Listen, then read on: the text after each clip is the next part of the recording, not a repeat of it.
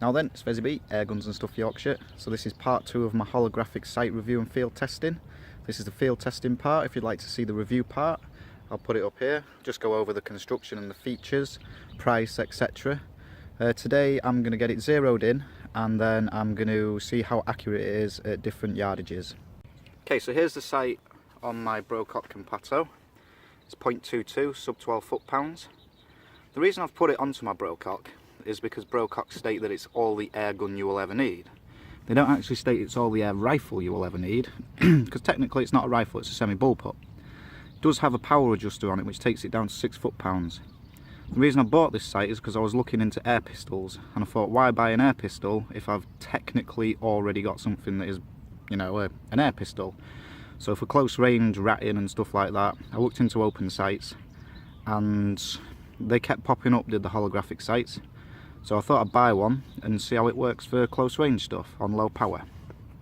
I've got a variety of targets set out 15 yards from where I'll be standing shooting. I've got a playing card here, which is where I'll do my initial zeroing, and then I'll maybe shoot a group on another brand new card, see how it does at 15 yards. I've got an empty can of Monster, a can of lemonade, I've got my gallery target and a bottle. There are a few more bottles around here, so I'll try and get 10 targets and see if I can knock them all down in succession. So what I'm going to do now is I'm just going to zero the sight into 15 yards. Looking at this playing card from my zeroing efforts, if you look on the top left where the A is, there's about 3 or 4 hits there in succession. Top middle, there's 3 hits there in succession. And on the diamond itself, there's 3 very close together. So a little click to the right, and then I suppose this is going to be shooting one-hole groups at 15 yards. I have just got about 5 or 6 shots in succession on the top of that swinging gallery target, so I think I may be able to go around that and reset it. I've just set out a ace of spades there, you might not be able to see it. I'm going to take 10 shots at that, at the ace, and then go over the results.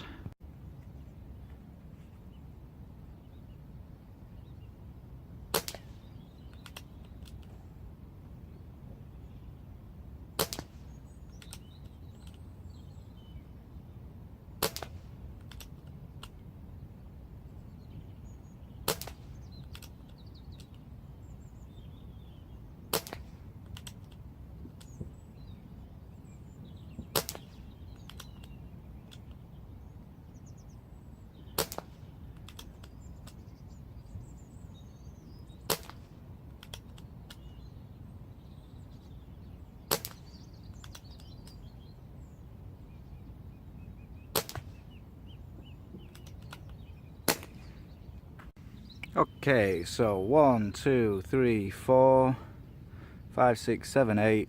2 must have flown high and wide, but I was not taking my time with those shots. So on the next one, I'm going to take my time with them. I'll put the camera down here and then see how it fades on that one.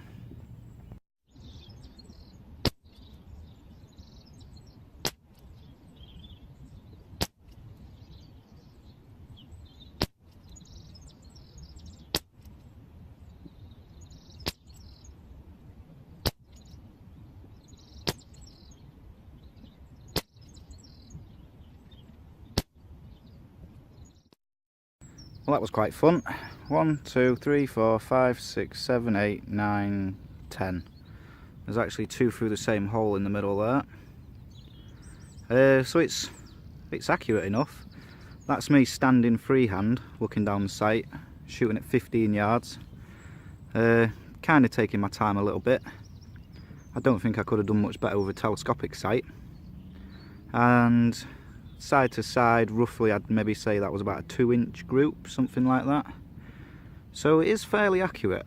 You know, there's only 1, 2, 3 going out of an 1.5 inches. So I'm impressed with this so far. So what I'll do next is I'll set out some targets. I'll try and find 10, and then I'll see if I can hit all the targets 10 for 10. Alright, here we are, proper redneck. I've got Monster can, Lemonade can, 1, 2, 3, 4, reset is 5. I've got a Pokemon, I've got a bottle, and then to end off I've got an even smaller Pokemon. So I'm going to set the camera out, I'm going to take 10 shots. If I miss, I'm going to move along. I'm going to see how many of these 10 that I can get 15 yards freestanding. And I'm going to do it in real time, so I'm going to try and do it as fast as I can.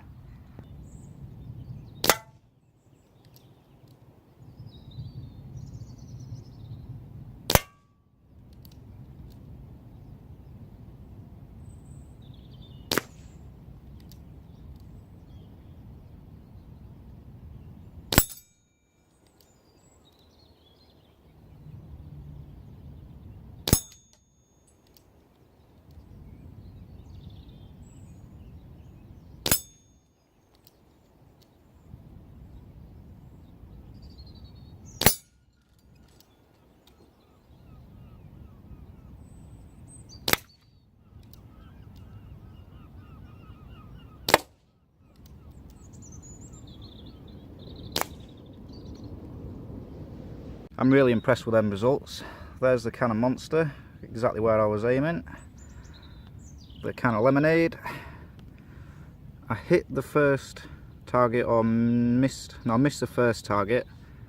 Hit the second, skimmed the next two, hit the top one, hit the Pokemon.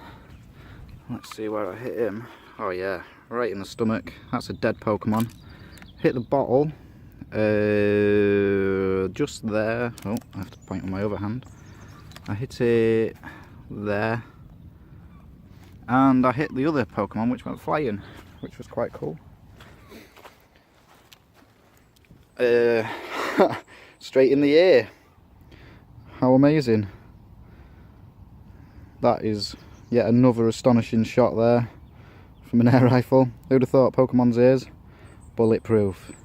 I don't know. Right, so there's the sight's capability standing, and as you know, standing is pretty much 100% human error.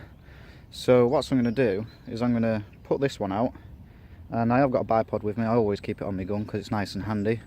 I'm going to go in the prone position, and I'm going to take 10 shots using the bipod just to see what kind of groupings we can get out of it with next to no human error.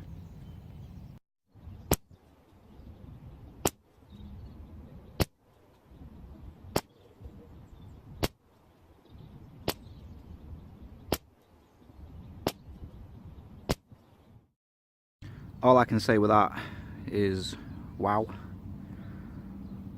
That's 10 shots, one hole, with maybe an inch spread, tops. Shooting with a sight that's got no zoom, so effectively open sights, from the prone position, bearing in mind, in relatively quick succession. I actually really like this sight. That's cheered me right up. I'm going to try and push it out. I'm going to use some bigger targets, and we'll try and zero it at 30 yards, just for a grin. Right, I've set the cans out there. Monster on the left and Lemonade on the right. Be careful if you're playing with cans, boys and girls, and you're shooting them. They can get very sharp. I've just cut my little finger. Going to need a plaster now. I'm going to be shooting those from 30 yards, which is... Whoa, there you go, phone's freaking out. Where that green thing is, there comes the massive finger. There. That's where I was shooting. Oh, that was 35 yards. Oh, best measure it. About 35 yards. And I'll do it from the prone position. Let's see if I can hit the can 10 times out of 10. Alright. Okay, just while I walk down range, walking down range, I've had a slight change of heart on this one. I could hit the can every time. So I put a card out, and I've been able to hit the card every time with minimal holdover. So I've hit it 4 times. The first one was aiming at the centre, and it hit the centre basically. I don't know what the top right one was, maybe just me or a dodgy pellet. So I'm going to put a fresh card out, I'm going to fire 10 shots at it and see what the grouping's like at 30 yards.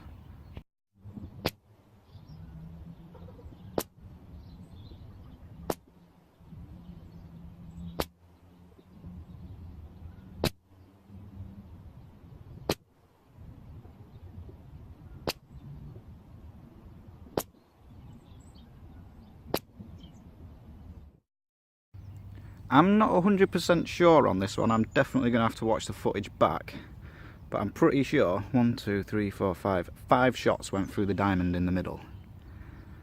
I can't see me missing the card 5 times, but like I said, I'm going to have to watch that one back, because if that's 5 shots through the diamond at 30 yards through a sight that has no magnification whatsoever, it's just a tiny little dot, it's maybe as big as that diamond there. I was aiming here for every shot, so that one seemed to be absolutely bang on. I'm pretty impressed with that. I can find loads of applications for this little sight. Right, so there you have it. I've watched the footage back and it was 5 through, pretty much the same hole, so a 1/2 inch group at 30 yards roughly.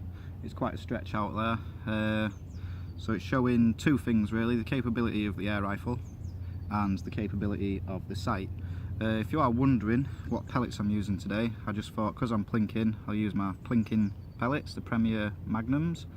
Not the most accurate pellet, but you know, that doesn't matter when you're plinking. When you're 15 to 30 yards, you know, the difference is going to be basically what you've seen on the playing cards. My overall opinion on the field test of this product, it is absolutely amazing.